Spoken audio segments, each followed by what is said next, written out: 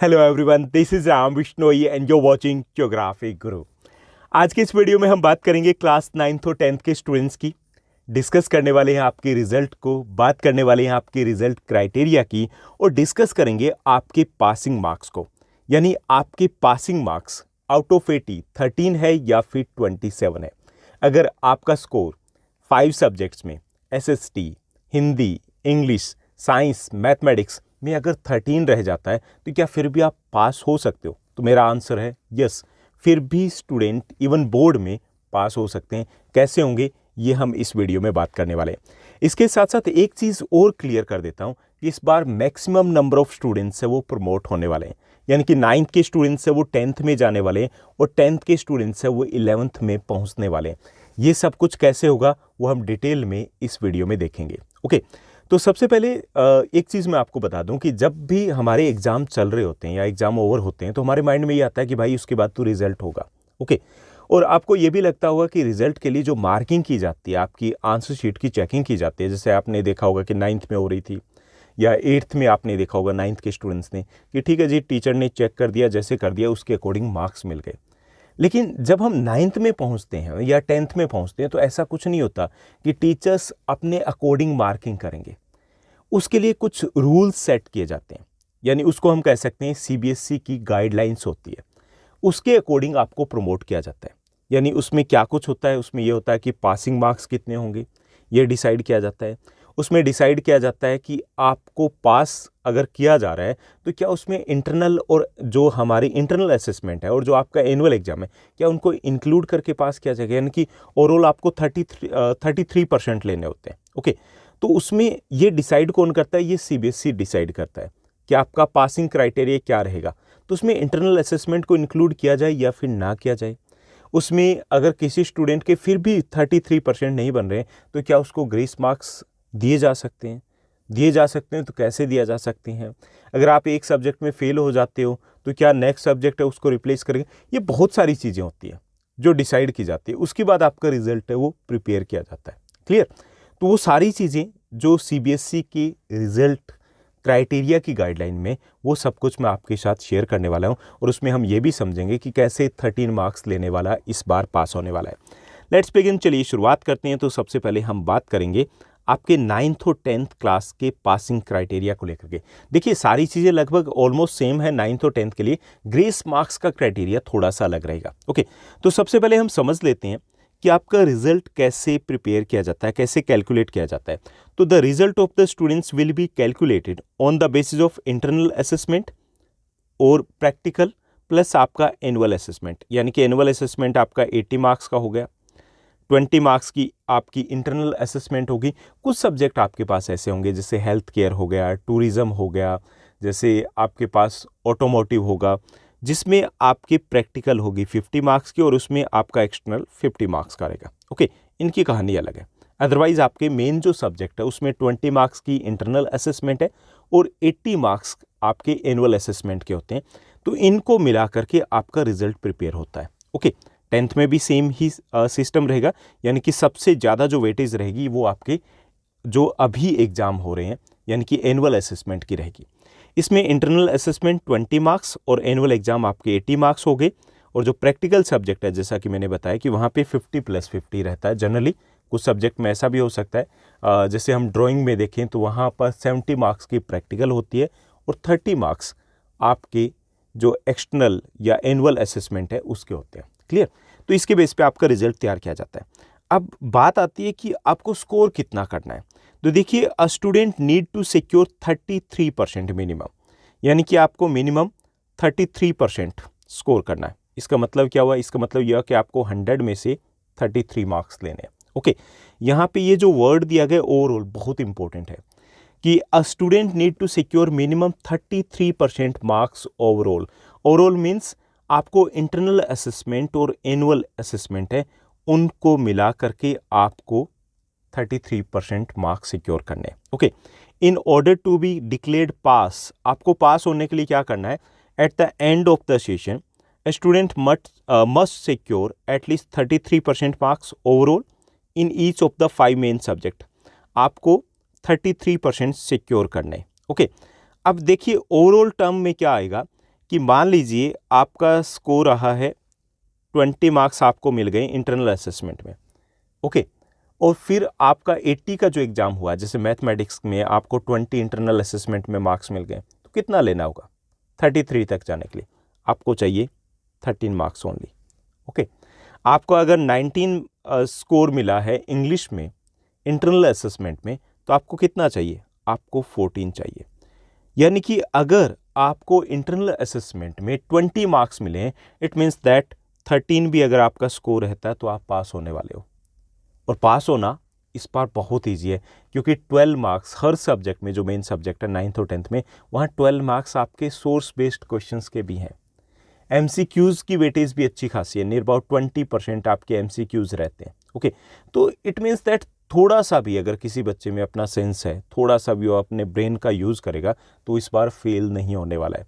क्योंकि यहाँ पे इंटरनल असेसमेंट क्या रहता है कि किसी के 18 हो सकते हैं, किसी के 19 हो सकते हैं और किसी के 20 हो सकते हैं। यानी कि किसी की अगर ये लगाएं कि परफॉर्मेंस बहुत अच्छी नहीं रही थी, तो भी 18 तो उसको मिलेंगे ना। तो उसको कितना चाहिए? मैक्सिमम 15 मार्क्स चाहिए 33 करने के लिए। यानी कि in order to be declared pass at the end of the session, a student must secure at least 33% marks overall in each of the 5 main subject, जिसमें आपके 2 लैंग्वेजेज हो गए, 3 आपके कंपलसरी सब्जेक्ट हो गए, मैथ्स हो गया, नेचुरल साइंस हो गया, सोशल साइंस हो गया। यानी कि इसमें आपको 33% मार्क्स लेने ओवरऑल, अलग से नहीं लेने। अब काफ़ी सारे जो टीचर्स या फिर स्टूडेंट्स कंफ्यूज है कि भाई हमें 80 में से 27 अलग से लेने हैं। नहीं, अलग से नहीं लेने हैं। आपका 80 में से 27 का कोई क्राइटेरिया नहीं है, जनरल सेंस में हम बोल देते हैं, ओके। प्री बोर्ड में आपको डराया गया होगा, आपको बोला गया होगा। ओवरऑल आपको 100 में से 33 लेने हैं। यहाँ से इस 27 से कोई लेना देना नहीं, 100 में से आपके 33 होने चाहिए, चाहे वो इंटरनल असेसमेंट को मिला करके हों। यानी ये चीज़ आपकी क्लियर हो गई होगी कि जो पासिंग मार्क्स हैं वो 13 भी हो सकते हैं, ये 27 तो एटलीस्ट नहीं है। हाँ, जिसके मान लीजिए इंटरनल असेसमेंट कम लगी है, 18 लगी है, 17 लगी है, तो उनके लिए 15-16 मार्क्स होंगे, 27 तक नहीं पहुंचना है। तो इतना स्कोर करना इजी होता है, काफ़ी इजी होता है। तो इस बार मैक्सिमम स्टूडेंट्स से वो प्रमोट होने वाले हैं, नेक्स्ट क्लास में जाने वाले हैं। हाँ, यहाँ पे एक चीज़ और बता दूं कि ये बात हुई 10th क्लास की। 9th क्लास की अगर हम बात करें, DOE दिल्ली की अगर बात करें, तो उनका जो क्राइटेरिया है वो थोड़ा सा अलग है कि आपको सिर्फ 13 मार्क्स से काम नहीं चलेगा, आपको मिनिमम जो स्कोर करना है वो 20 स्कोर करना होगा एनुअल एग्जाम में। 20 स्कोर कैसे करना होगा कि उनका जो क्राइटेरिया उन्होंने थोड़ा सा ऐसे कर दिया कि भाई 10th में जाने से पहले थोड़ा सा एक ब्रेकर लगाया जाए। तो उसमें ये किया गया कि आपको एनुअल एग्जाम में एटलीस्ट 25% भी जो स्कोर है वो करना पड़ेगा अलग से। यानी कि 25% का मतलब सीधा सा हो गया कि आपको 80 में से 20 लेना पड़ेगा। किसको? 9th वालों को। 10th वालों के लिए कोई ऐसा क्राइटेरिया नहीं है, उनको सीधा सा क्राइटेरिया है कि भाई 33 तक, 33 तक आपको पहुंचना है इंटरनल को मिला करके। यहाँ पे इनके लिए कि 20 मिनिमम यहाँ से लीजिए, बाकी इंटरनल मिल करके आप पास हो जाओगे। क्लियर? इसके साथ साथ ये तो बात हुई मेन सब्जेक्ट की। जो स्किल सब्जेक्ट है उसमें क्या रहेगा? स्किल सब्जेक्ट यानी कि आपके मेन सब्जेक्ट के साथ जो आपने ले रखे हैं, ये सब्जेक्ट आपके मेन सब्जेक्ट को रिप्लेस कर सकते हैं। जैसे आपका maths, natural science, social science, home science, painting यानी ड्राइंग वगैरह, अगर आपने ऐसा कुछ सब्जेक्ट ले रखा है, तो उसमें आपके जो स्किल सब्जेक्ट है, जैसे आपके पास ऑटोमोटिव है, फॉर एग्जांपल आपके पास हेल्थ केयर है, टूरिज़्म है, these are the skill subject. अगर आप मैथ्स में फेल हो जाते हो, स्किल सब्जेक्ट में पास हो, तो यू आर प्रमोटेड, आप प्रमोट हो जाओगे, ओके। यानी कि वो उसके मार्क्स को रिप्लेस कर देंगे। अगर आपके पास 2 सब्जेक्ट है स्किल सब्जेक्ट और आप 2 सब्जेक्ट में फेल हो गए, साइंस और मैथ्स में, तो भी आप प्रमोट हो जाओगे। क्लियर?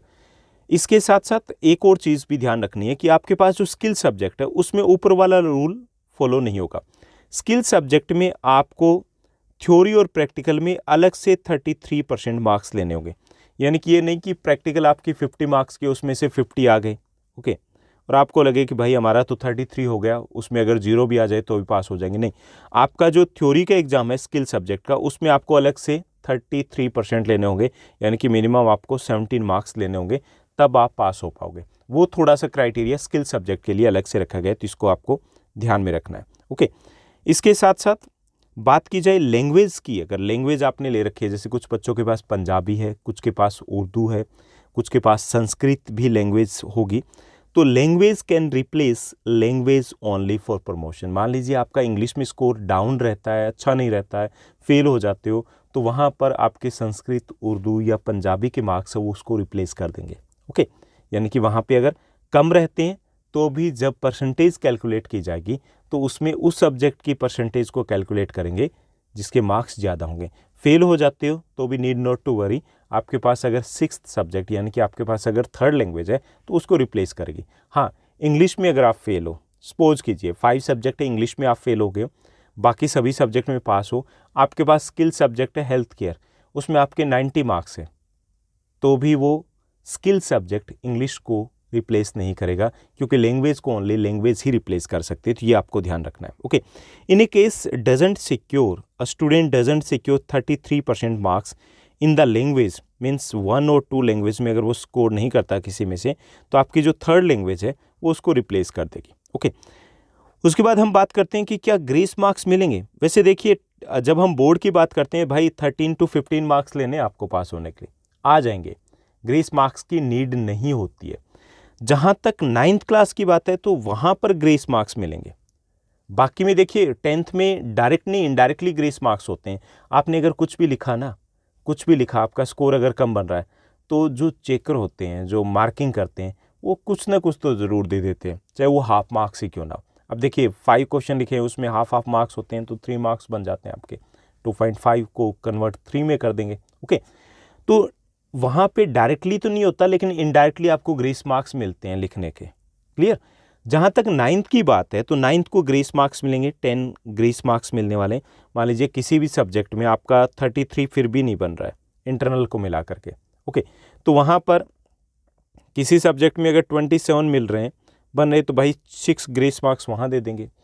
किसी दूसरे सब्जेक्ट की बात करें, वहाँ 31 बन रहे हैं तो 2 ग्रेस मार्क्स वहाँ दे देंगे। कितने हो गए? 8 हो गए। एक और सब्जेक्ट है जिसमें आपके 31 बन रहे हैं, 2 ग्रेस मार्क्स वहाँ दे दिए जाएंगे। यानी कि maximum 10 grace marks can be given to a student if he or she fail to secure minimum 33% अगर उसके नहीं आ रहे। हाँ, कंपार्टमेंट लाने के लिए नहीं दिया जाएगा, ऐसे दिया जाएगा कि ये 10 मार्क्स से उस पास हो जाना चाहिए वो बच्चा। क्लियर? ये कितने ही सब्जेक्ट में मिल सकता है, it can be given to any number of subjects, means all 5 subject में दिए जा सकते हैं। अगर एक सब्जेक्ट में रिक्वायर्ड है तो 10 के 10 उसी सब्जेक्ट में दिए जा सकते हैं, यानी कि 10 मार्क्स आपको मिलेंगे। क्लियर? तो ऐसे यहाँ पर जिन स्टूडेंट्स के लिए थोड़े से और चांसेस कम थे तो वहाँ पर भी कोशिश की जाएगी भाई ग्रेस वगैरह दे करके उसको प्रमोट कर दिया जाए। ओके, एक और जो क्वेश्चन क्यूरीज रही है कमेंट सेक्शन में, काफ़ी सारे स्टूडेंट्स पूछ रहे थे, sir is it mandatory to pass additional subject, कि एडिशनल सब्जेक्ट में आप फेल हो गए तो क्या उसको पास करना ज़रूरी है? बिल्कुल, अगर आपको कंटिन्यू करना है उस सब्जेक्ट को, क्लास 9th के स्टूडेंट्स के लिए पर्टिकुलरली, तो आपको उसको पास करना होगा। आप अगर उसमें फेल हो तो आप ठीक है प्रमोट हो गए, लेकिन आपको उसको पास करना पड़ेगा, तभी आप 10th क्लास में ले सकते हो। सेम 10th के स्टूडेंट्स अगर 11th में उसी सेम सब्जेक्ट को लेना चाहते हैं और उसमें फेल हो गए तो उसको पास करना पड़ेगा। Clear? A student who appears in the annual examination can be declared eligible for appearing at the compartment. आपकी कब होगी? कंपार्टमेंट तब होगी, मान लीजिए आप एक सब्जेक्ट में फेल हो जाते हो। ओके, अगर आप एक सब्जेक्ट में फेल हो जाते हो तो you will be declared eligible to appear in the compartment exam. Okay, ये 3rd वीक ऑफ जुलाई में होगा जनरली कंपार्टमेंट एग्जामिनेशन, तो उसमें अपीयर हो सकते हैं। जहाँ तक 9th के स्टूडेंट्स की बात है तो ये अप्रैल के 3rd वीक में होगा, और जो 10th क्लास है उनके लिए जुलाई के 3rd वीक में होगा। तो जो फर्स्ट चांस है 10th क्लास के लिए वो स्कूल की तरफ से दिया जाएगा, यानी कि वो फॉर्म अप्लाई करेंगे। सेकंड जो चांस है, अगर उसमें पास नहीं हो पाते हैं तो आपको इंडिविजुअली प्राइवेटली आपको अप्लाई करना पड़ेगा। ओके, यानी कि अगर आप if you are fail in 2 subject, okay, आपके पास 5 मेन सब्जेक्ट हैं, 6th है नहीं, 2 में फेल हो गए तो भाई समझो गए, फेल हो गए। और अगर आप 1 सब्जेक्ट में फेल हो तो आपकी कंपार्टमेंट रहेगी। मान लीजिए आप 2 में फेल हो और आपके पास 6 सब्जेक्ट एडिशनल ले रखा है, तो भी डरने की ज़रूरत नहीं है, आपकी कंपार्टमेंट ही होगी, क्योंकि आपके पास एक एडिशनल सब्जेक्ट है। क्लियर? तो ये ध्यान रखना है।